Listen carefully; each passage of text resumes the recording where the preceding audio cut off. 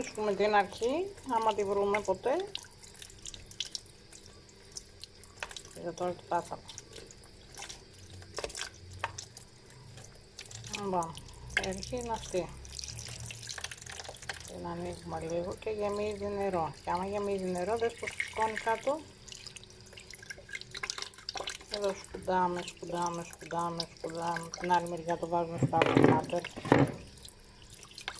Και όσο το σκουντάμε, αυτό το σφίγγουμε λίγο στα χέρια μας. Βγάζω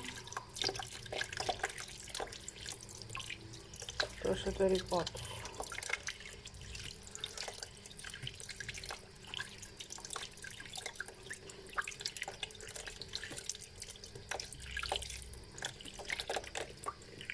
Στο τέλος κάνει, βγάζει μια βρωμίτσα. Τώρα έχουμε περάσει 3-4 νερά από αυτό.